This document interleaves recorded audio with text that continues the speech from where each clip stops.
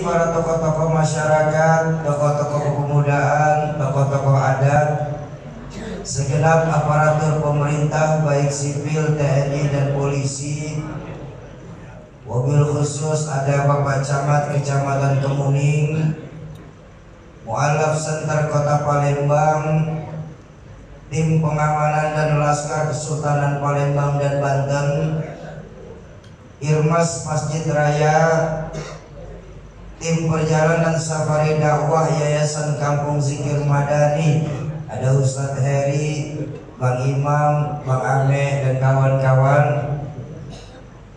bapak-bapak dan ibu-ibu jamaah ma'asyiral muslimin dan muslimat, para calon penghuni surganya Allah yang dicintai Allah Subhanahu wa ta'ala. Alhamdulillah, malam hari ini kami bisa hadir di Masjid Raya Kesultanan dalam rangka memperpanjang program dari yang kami bawa awal Komunitas Riau Indonesia Mengaji, mempunyai program pewakafan Al-Quran.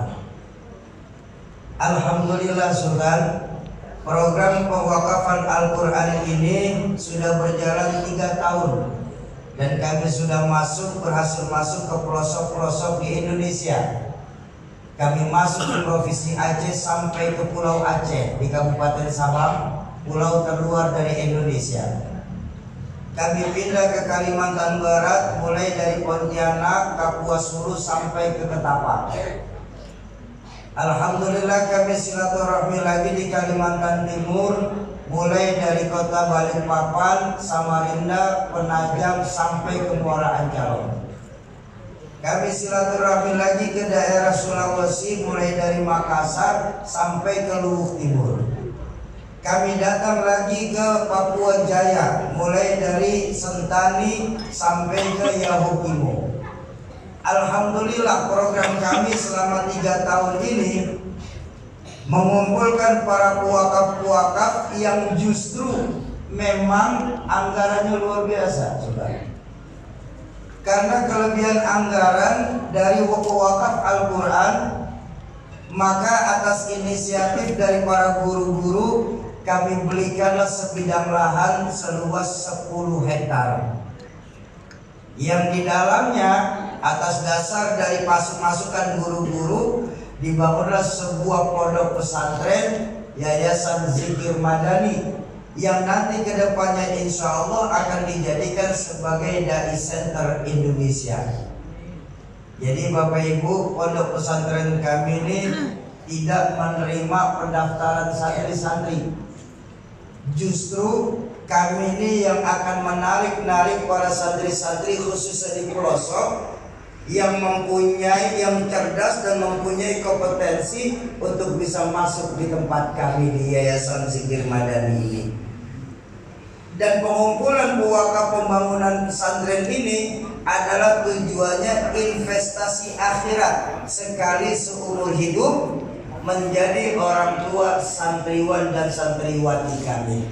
Mudah-mudahan jamaah Masjid Raya Kesultanan ini malam hari ini mau ikut berpartisipasi dalam rangka pembangunan pondok pesantren, insya Allah. Baik, Bapak Ibu jamaah ma'asyiral muslimin dan muslimat yang berbahagia, dalam kesempatan berbahagia pada malam hari ini saya hanya ingin menyampaikan sebuah hadis baginda Rasulullah SAW yang sangat patut kita umat Islam untuk merenungkan hadis ini.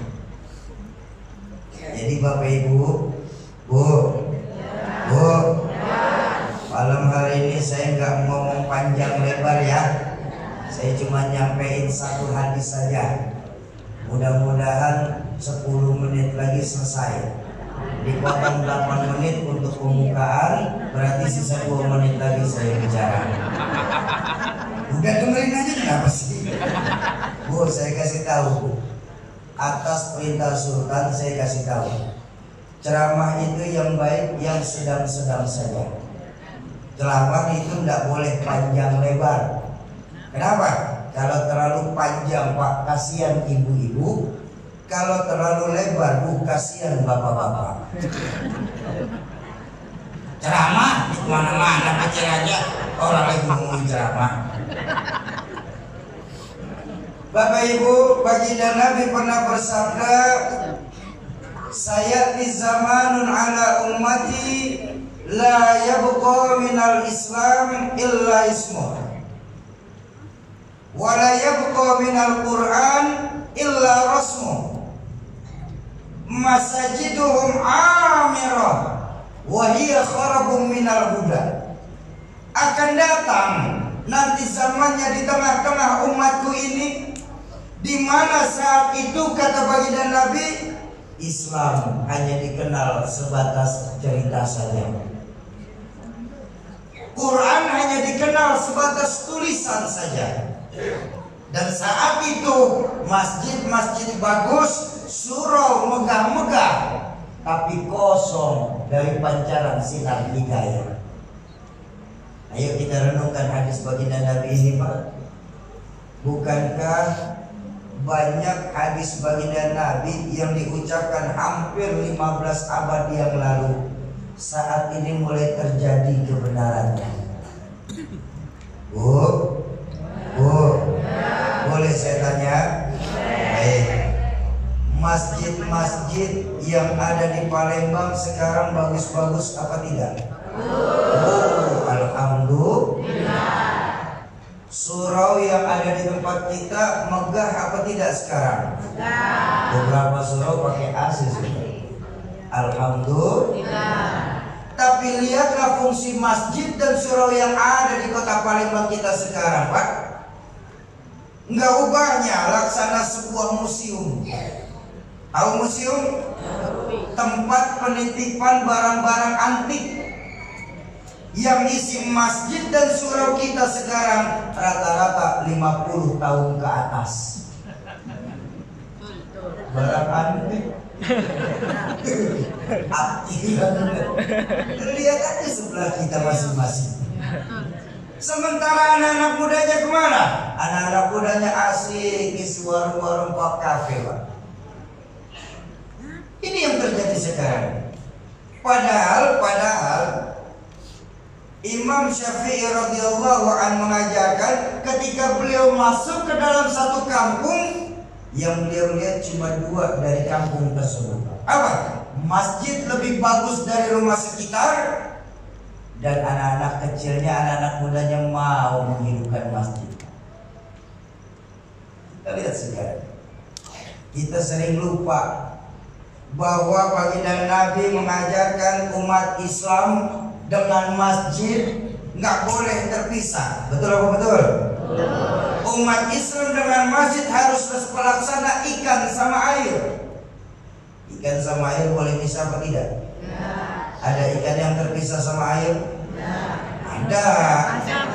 Ikan mau mati, ikan bosan hidup, Pak. Loh, kalau kita umat itu boleh. Kalau kita umat Islam sudah mulai menjauhi masjid, jiwanya yang mati. Kalau kita umat Islam jiwanya sudah mati, Bapak Ibu, maaf, saya minta maaf. Jadilah kita bangkai yang berjalan-jalan di Palembang tercinta kita ini. Na'udzubillah tsumma na'udzubillah. Ikan mati, Pak, itu tergantung situasi dan keadaan. Ikan mati itu diasemin asam, digaramin asin, namanya ikan mati. Kita Pak umat Islam kalau jiwanya sudah mati, maka yang terjadi apa? Dia akan mudah diombang-ambing oleh ombak dalam kehidupan di Palembang ini. Tidak ada lagi jati dirinya sebagai wong Kitogaru.